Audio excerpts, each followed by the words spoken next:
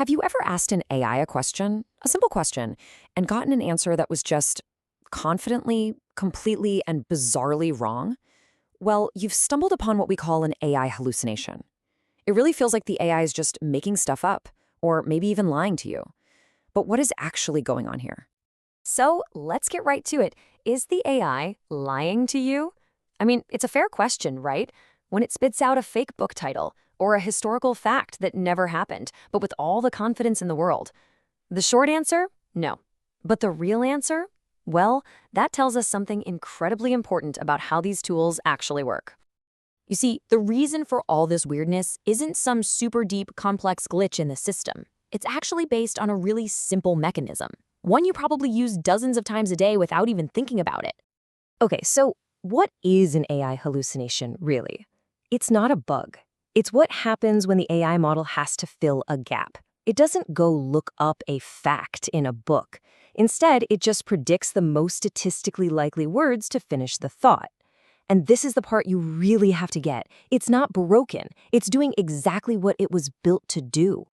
Just think about the autocomplete on your phone. You type, "I'll meet you at the," and it suggests cafe, library, park. It's just guessing the most common next word based on patterns it's seen before. An AI is doing the exact same thing, but it's been trained on the entire internet. So when it invents a totally believable author for a book that doesn't exist, it's just completing a pattern, but on a massive, massive scale. And that right there is the key takeaway. The AI is not a fact checker. It has no big database of truth it can go and reference. Its whole purpose, its only purpose, is to continue the pattern of words you've given it as smoothly as possible. It is a world-class pattern matcher, not a truth machine. But hold on, if all this guessing can lead to such big mistakes, why is it designed this way? Why is this, in a weird way, totally unavoidable? Let's dig into the core reasons. It pretty much boils down to three things. First, like we said, these models have no truth engine. They literally can't say, "I don't know." Their only move is to predict the next word. Second, they're designed and rewarded for sounding natural and coherent, not necessarily for being factually correct.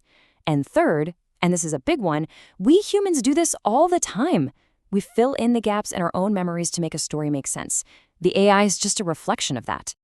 Here's a perfect example. Say you ask an AI for academic papers on a certain topic.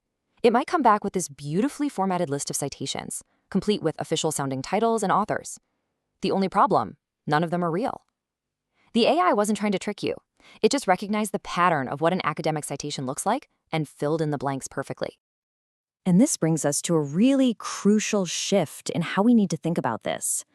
The real problem isn't about what the AI knows or doesn't know. It's about how we ask the question.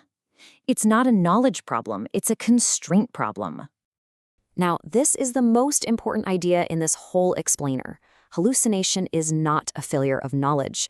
It's a failure of constraints. This changes everything. It means the AI might actually know the right answer, but if your prompt is too vague or open-ended, you're basically giving it permission to guess. Without clear boundaries, it's always going to choose to finish the sentence rather than stick to the facts. Think of it this way. The model is a mirror. It just reflects the structure you give it. If your prompts are vague and all over the place, you're inviting it to get lost and make stuff up. But if you give it clear, structured input, provide some context, a logical frame, you're giving it the guardrails it needs to stay on the road. And when you do that, the number of hallucinations drops like a rock.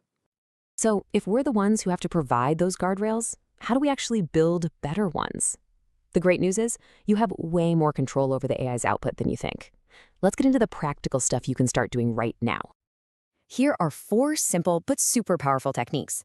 First, give it context. Hand it the source material you want it to use so it doesn't have to go searching. Second, just tell it. Do not guess. I know it sounds almost too simple, but explicitly telling the AI to say when it doesn't know something can be incredibly effective. Third, ask for its reasoning. Making it explain its logic step by step forces it out of a creative mode and into an analytical one. And finally, the most important step of all is to keep a human in the loop. And that human is you. Think of the AI as this ridiculously powerful assistant. It can whip up a first draft, brainstorm 100 ideas, or summarize a dense report in seconds. But that final check, the final act of critical judgment, that has to be you. It's a partner in your work, not an all-knowing oracle. And when you start thinking like this, when you see yourself as the one guiding the AI, your whole relationship with it changes. Hallucination stops being this scary, unpredictable disaster. It just becomes what it is: manageable noise, an occasional error in the output that you can now easily spot and fix. So the real takeaway here is this. AI hallucination isn't a bug. It's a feature of how these things think. It's a behavior we can actually predict, manage, and seriously reduce just by being smarter about how we ask things. The power isn't just in the AI, it's in how you work with it. So the question is, how will this change the way you work with AI?